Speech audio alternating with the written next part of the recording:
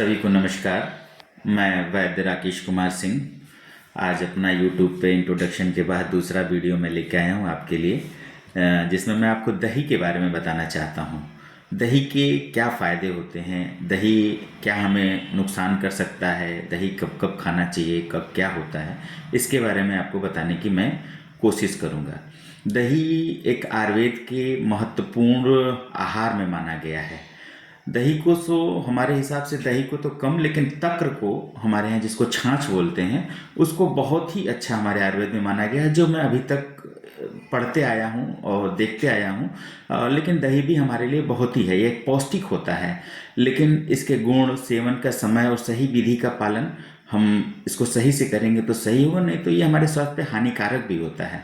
दही जो होता है, रस होता है, उसका टेस्ट जो होता है वो खट्टा होता है, मीठा होता है, मधुर होता है, मतलब अम्ल होता है। ये हमारे आयुर्वेद के वर्ड हैं थोड़े से।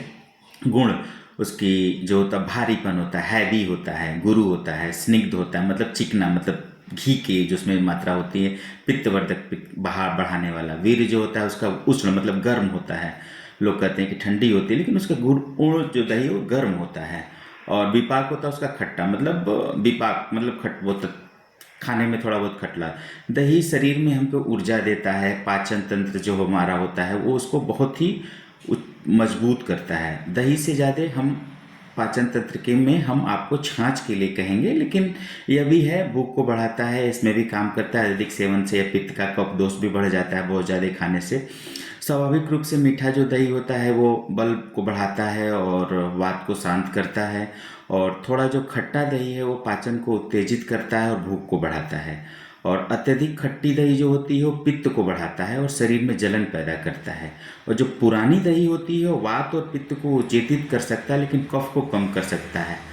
और इसमें ये जो हमारे आयुर्वेद में जो कहा गया है कि कहाँ कहाँ पे ये हमको जो भोजन में अरुचि जो हमारी होती है उसको बहुत ये अच्छा करेगा। अरुचि जो हमारी होगी वो इसको ये ख़त्म करेगा। शीत जर, मतलब जो ठंडा लग के हमें बुखार आता है, विषम जर जैसे मलेरिया, पैरासिटिक फीवर पे, मूत्र कष्ट, पेशाब करने में, जलन में, इसको अगर हम इसको लेंगे तो बहुत ही अच्छा फ़ायदा होगा। और दूसरा पेट पे, मैंने बोला पेट ग्रहणी दोष पे, जो पेट के रोग पे दही से बेटर आपको छाछ, जो उसमें से चिकनाई वाला सामान है उसको अगर आप निकाल कर प्रयोग करेंगे तो वो आपको बहुत ही ज़्यादा फायदा करेगा। और दूसरा चीज़, दही का सेवन हमें दोपहर के समय में दही को हमको लेना चाहिए। रात में इसके दही को बताया नहीं गया है कि खाना चाहिए, मगर मैं ये नहीं कह सकता, आप अपने बॉडी को जिस तरीके से ढालेंगे, अगर आपको हैबिट हो गई रात को ही दही खाने की, तो आपकी बॉडी अगर वो हैबिट बना लिया तो आप रात को भी खा सकते हैं, कोई मनाही नहीं है। मगर लेकिन जो हमारे शास्त्रों में लिखा हुआ है, जो उसमें लिखा हुआ है, वो निषेध लिखा हुआ है। क्योंकि बहुत से लोग कहेंगे कि हम रात को खाते हैं, हमें कुछ नहीं होता, इसलिए मैंने ये चीज़ें पहले से ही आपको बता दी। आप बॉडी को किसी चीज़ को भी जैसे एडजस्ट करिएगा वो अपने आप एडजस्ट हो जाएगी, कोई इसमें कहने वाली बात नहीं है।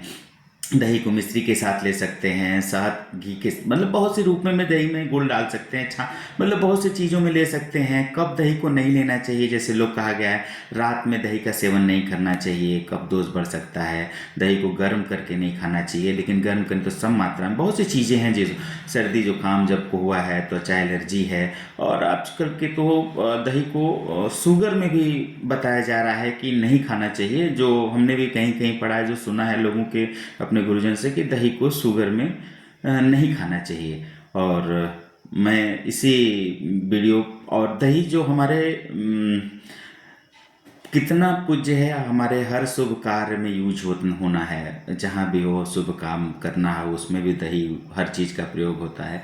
और मेरा ये दूसरा, पहला वीडियो इंट्रोडक्शन, दूसरा वीडियो यूट्यूब, दही के शुभ होने के कारण मैंने दही को ही चुना है और आप लोग के सामने किया है। और आप लोग को बहुत बहुत धन्यवाद जो आप लोगों ने मेरे इसको सुना। और मेरे लाइक और सब्सक्राइब क्या होते हैं इसकी मुझे आवश्यकता नहीं है, मुझे बस ये है कि आप जागृत हों, आप इसको देखें। आगे तो प्रभु हैं जो करने वाले हैं, वो करेंगे ही। हर हर महादेव, जय श्री राम।